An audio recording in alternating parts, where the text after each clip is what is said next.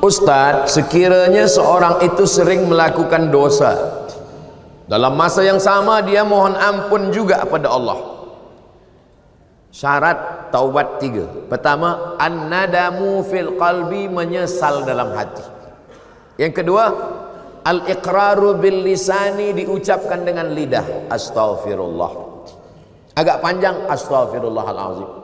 Lebih panjang, astaghfirullahalazim alladzi la ilaha illa huwal hayyul qayyum wa atubu ilaih. Lebih panjang, Allahumma anta rabbi la ilaha illa anta khalaqtani wa ana 'abduka wa ana 'ala ahdika wa wa'dika ma stata'tu a'udzubika min syarri ma sana'tu abu laka bi ni'matika 'alayya wa abu bi dhanbi faghfir li fa innahu la yaghfiru dzunuba illa anta. Saya belum hafaz, gerak-gerakkan aja mulut. Menyesal dalam hati, ikrar dengan lisan. Yang ketiga, al-itmaru alla ya'uda ilaihi abadan, bertekad kuat tidak akan kembali kepada dosa. Orang yang lebih mendulukan istighfar di mulut daripada menyesal di hati, menyesal dulu baru mulut. Siapa yang mulut dulu beristighfar, belum ada menyesal di hati, kal mustahzi, seperti orang yang mengejek, mengolok-olok Allah SWT. Mudah-mudahan kita berubah di bulan haram, bulan Muharram, bulan mulia. Kita semuanya menyesal, istighfar, dan tak mengulangi lagi insyaallah. Amin ya rabbal. Al-Fadil, Tuan Guru Ustaz Somad, apakah hukum membawa anak kecil ke masjid dalam masa yang sama membiarkan anak mengganggu orang sedang sembahyang? Ada namanya sobi, ada namanya mumayyiz, ada namanya amrat, ada namanya baligh. Baligh dah menimpi, dah balik. Amrat dah tumbuh tipis, tipis macam saya ni lah, tumbuh tipis. Mumayyiz sudah boleh membezakan mana makanan, mana kotoran. Sabi belum boleh membezakan. Jadi kalau budak kecil dia agak ribut, menjerit, kita katakan dia diam, ini mumayyiz. Tapi bila kita cakap begini, dia pula balik begini, itu sabi. Yang kita bawa ke masjid ni yang mumayyiz. Sebab yang sabi ni dia tak terkendali. Ayah dia takbiratul ihram, dia pun berkata game dah mula. Pak cik di samping ni, sebelah ni sembayang, dia letak cermin mata dia di bawah. Manakala ayah ni sembayang, budak ni berlari. Setiap budak ni berlari, pak cik ni kata dia takut terpijak. Lepas sembayang, assalam, tak sampai salam kiri, assalamualaikum, anak engkau ni. Jadi yang kita bawa ni yang mumayyiz. Yang sobi tak boleh kita bawa. Berapa umur mumayyiz ni? 4 tahun, 5 tahun. Tengok budak, berapa budak. Ada pula puan bercakap, saya Pak Ustaz, jangankan anak, laki saya pun belum mumayyiz lagi. Na'udzubillah. Apa hal ni? Ini. Jadi kita bawa. Nah, mumayyiz ni di mana sop dia? Budak yang mumayyiz belum akil balik, dia sebenarnya tidak memutus saf kalau cukup 2 syarat. Jadi kalau ada orang sembahyang, dia letak anak dia di sebelah, sebenarnya budak ni tak memutus saf. 2 syarat. Syarat yang pertama, budak ni dah berkhitan. Jadi kalau budak kecil lahir 8 hari, akikah 7 hari, berkhitan, maka sesungguhnya sudah bersih. Yang kedua, wuduk dia betul. Kenapa budak-budak kecil kita larang? Budak kecil belakang, sebab dia tak cukup 2 syarat. Saya tengok budak kecil, budak tadika, dia ambil air, ambil mata dia je, kaki dia sipak-sipak air, ayah dia tak tengok. Yang kedua, budak kecil di tempat kita banyak belum berkhitan, dan tak mungkin pula ada satu security di pintu cek, dah ni dia kena hafal, ini belum, ni belakang. Macam mana kita tak tahu? Jadi sebab kita tak tahu budak ni wuduknya betul ke atau tidak, apakah dia ada berkhitan belum, maka untuk al-khuruju minal khilaf, supaya keluar daripada khilaf, budak kecil buatkan satu saf di belakang supaya tak putus saf belakang. Budak kecil. Tapi budak kecil ni kalau dia saf belakang meribut, tidak. Masjid tempat saya, Masjid Agung An-Nur namanya, budak kecil tenang. Saya tazkirah Ramadan, budak kecil tenang. Saya heran, kenapa budak kecil tenang? Rupanya di belakang ada satu bawa rotan. Apa sembahyang? Saya tanya. Oh, patut budak ni tak meribut. Engkau pukul? Tak ada Ustaz, kita tengok aja. Di muka Ustaz saya senyum, tapi muka budak ni. Ini tentang budak kecil. Kita bawa ke masjid. Kalau di masjid masih ada budak kecil, berbahagialah. Berarti apa? Masjid kita 20-30 tahun lagi tetap ada yang iktikaf kajian duha salat berjamaah. Allahu Akbar. Tapi kalau di masjid tu dah tak ada lagi budak-budak. Oh, kita tak tahu masjid kita boleh jadi macam masjid di Andalusia. Masjid Andalusia tak ada lagi orang sembahyang. Datanglah tourism.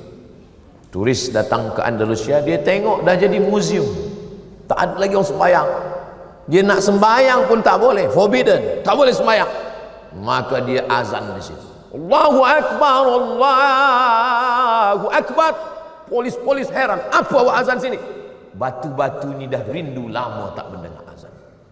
Jangan sampai masjid kita menjadi masjid seperti di Andalusia, sebab tak ada lagi budak-budak sembahyang. Tapi tetap kita atur, jangan sampai balik dari masjid semua naik, marah naik.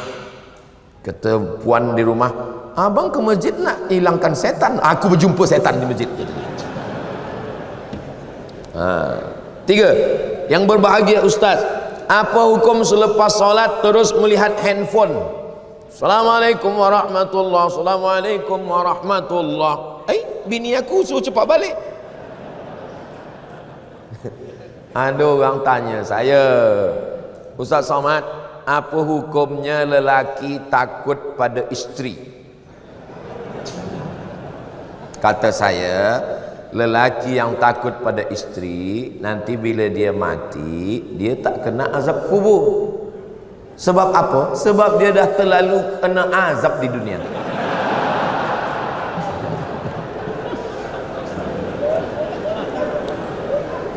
Yang ini tak usah ingat, yang lain tadi aja ingat. Sembayang tu apa? Apa sembayang itu? Aqwalun, ucapan, maknanya Al-Fatihah, rukun. Wa af'alun, perbuatan, tegak, mengangkat tangan, ruku, i'tidal, sujud, duduk atau sujud, salam, tasyahud. Mufattatahatun bitakbir, dibuka dengan takbiratul ihram. Wa muhtatamatun bitaslim, ditutup dengan salam. Itulah sembahyang. Assalamualaikum warahmatullahi, Assalamualaikum warahmatullahi. Sembahyang dah selesai. Tapi dia tak ikut sunnah. Sunnah paling elok doa. Bila doa yang paling afdal ya Rasulullah?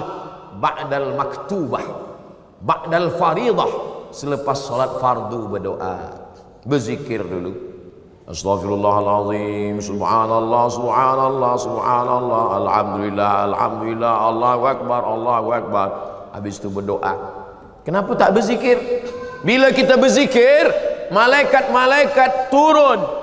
Malaikat menengok orang berzikir, memanggil malaikat yang lain, halummu ila hajatikum. Inilah yang kamu hajatkan, yang kamu cari-cari. Malaikat pun ikut berzikir dan mengaminkan doa. Doa kita itu pun diaminkan. Ad-da'i yang berdoa, wal mu'ammin yang mengaminkan, fil ajri sawa, balasannya sama, maka aminkan. Allahumma inna nas'aluka salamatan fid din, amin. Aminkan. Ini banyak sekarang tak mengaminkan. Bila ditanya, kenapa engkau tak aminkan doa imam?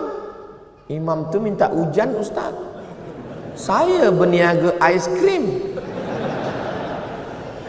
Yang kita minta bukan hujannya, rahmatnya, barokahnya. Ini lepas sembahyang tak ada lagi berdoa. Assalamualaikum warahmatullahi, Assalamualaikum warahmatullahi. Macam ayam nampak padi. Kenapa engkau tak berdoa? Kenapa awak tak berdoa? Doa yang lama aja belum terkabul lagi. Berdoa. Kata Imam Sayyidina Umar bin Khattab, aku tetap berdoa karena doa itu adalah ibadah. Doa silahul mu'min. Nah, jadi adab dia kurang adab dia. Ustaz, bagaimana kita nak tahu kita rasa Allah ni redha dengan kehidupan kita?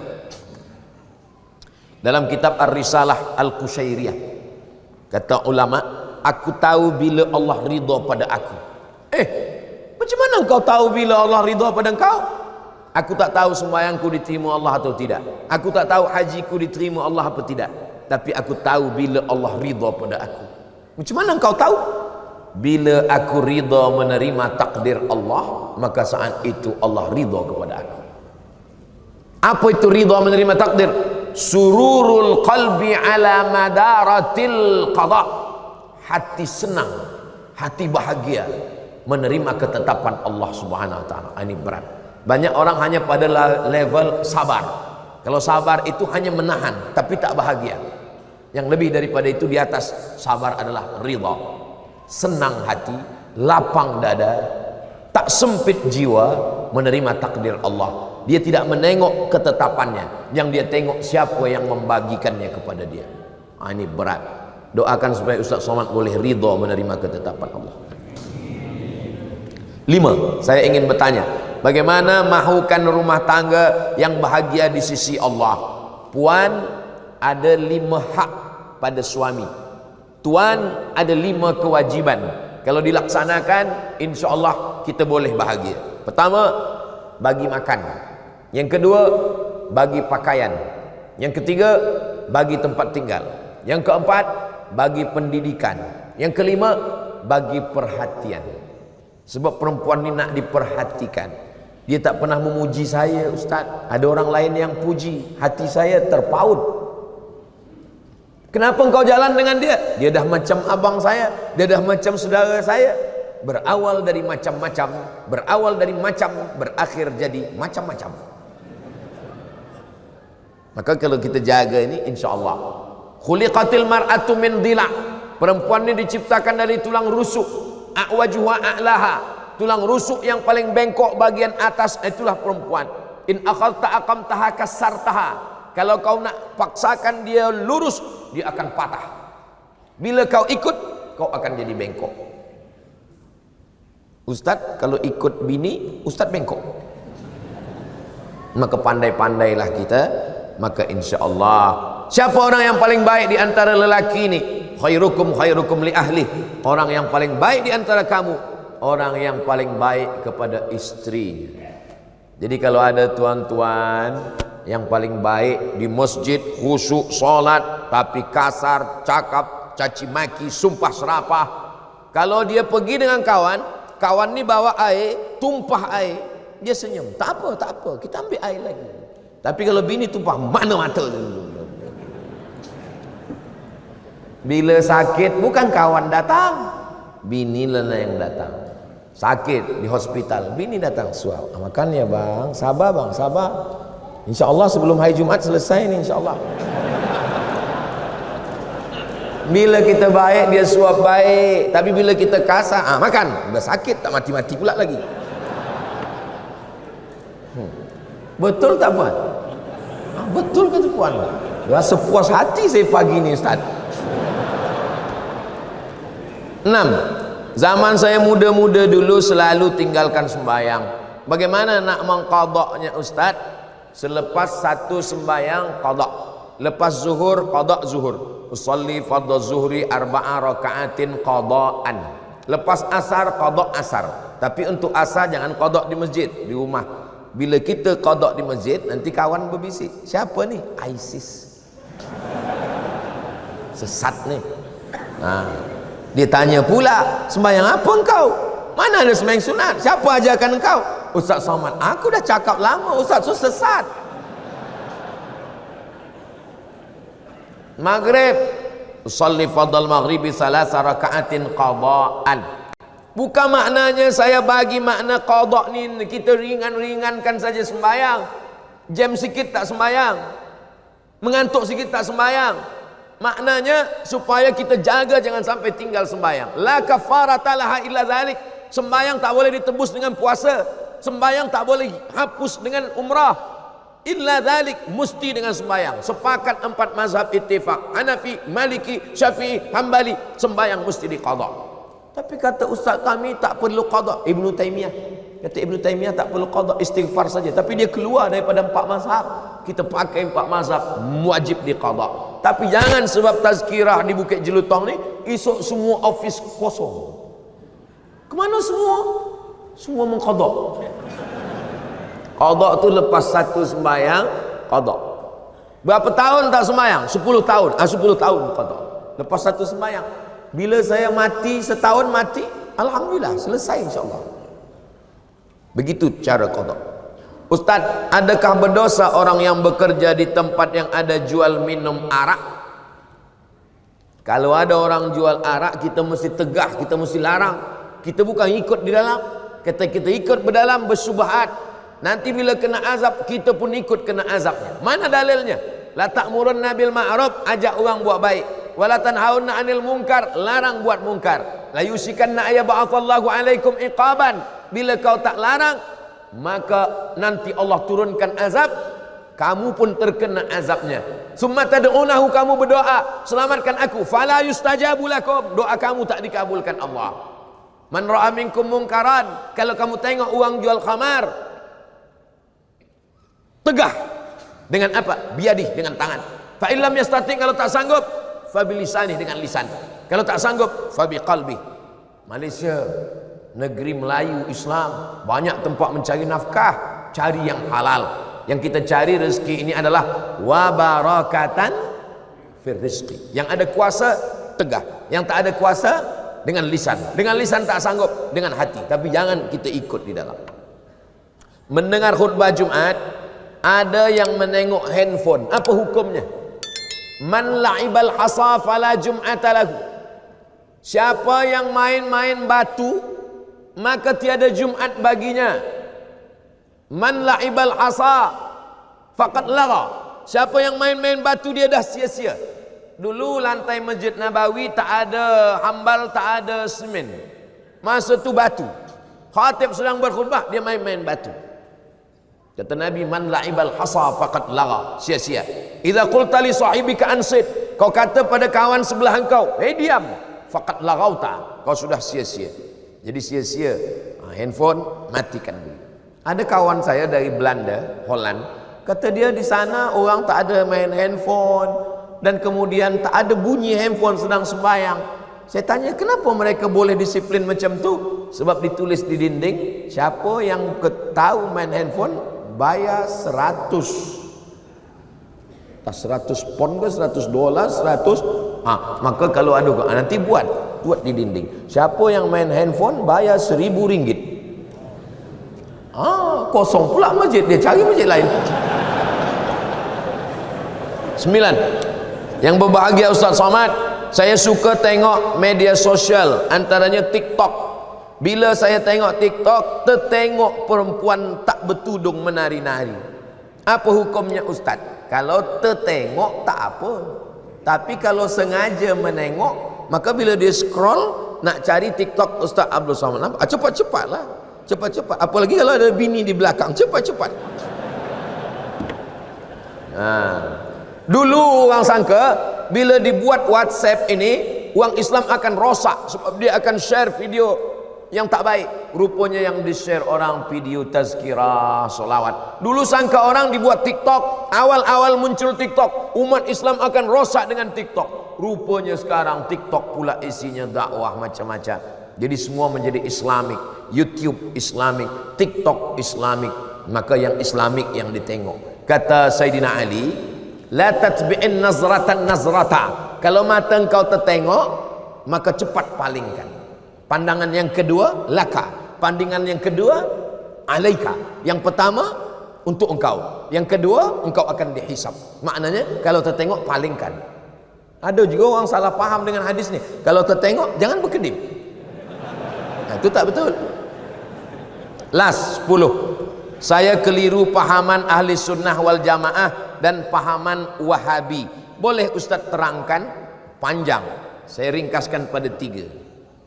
Dia menengok saya sebagai pelaku bid'ah.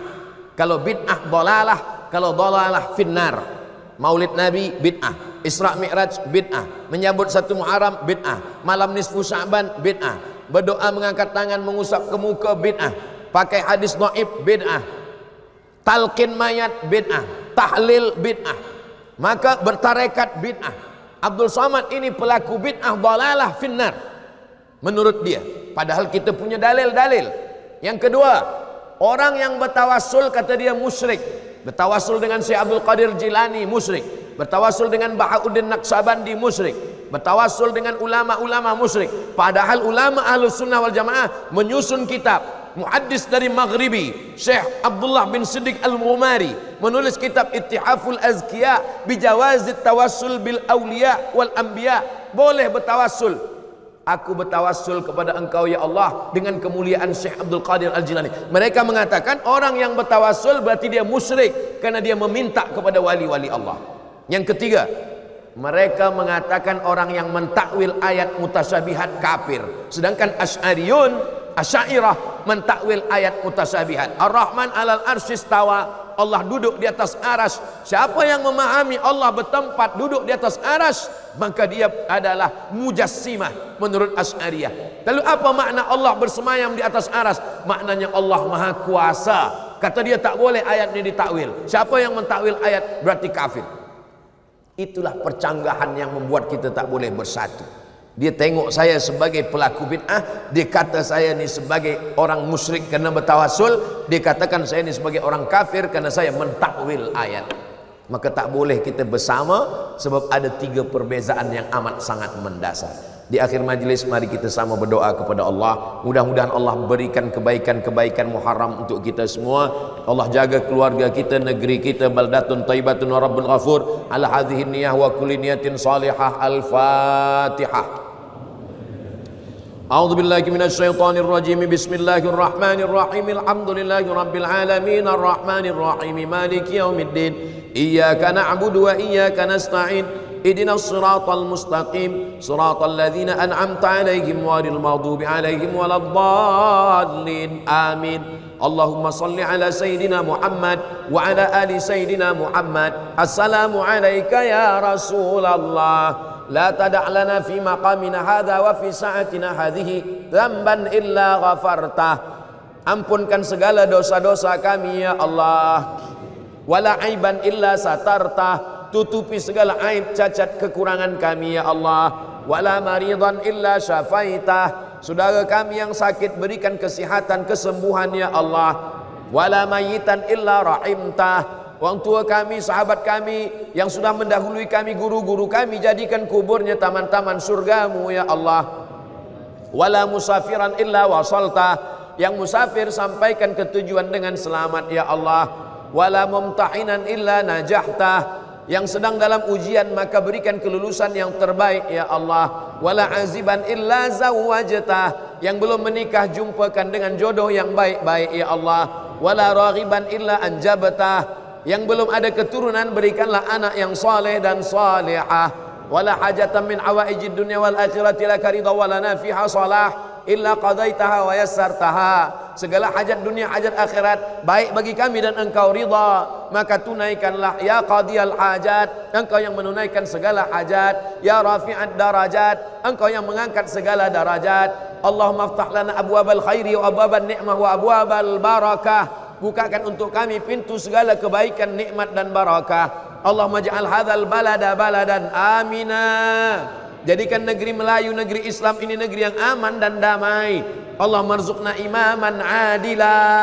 Berikan kami pemimpin yang adil ya Allah. La tusallit alaina bidzunubina man la yakhafuka wa la yarhamuna. Jangan hukum kami kerana dosa kami, lalu kau angkat pemimpin yang tak takut pada engkau dan tak sayang pada kami. Allahumma ja'alna minal mutahabbina bijalalik. Jadikan kami orang yang berkasih sayang hingga ke surga. Wa adkhilnal jannata ma'al abrar. Di waktu duha di bulan yang baik kami bersama dengan orang baik di tempat yang baik. Satukan pula kami bersama orang paling baik, Sayyidina Muhammad sallallahu alaihi wasallam.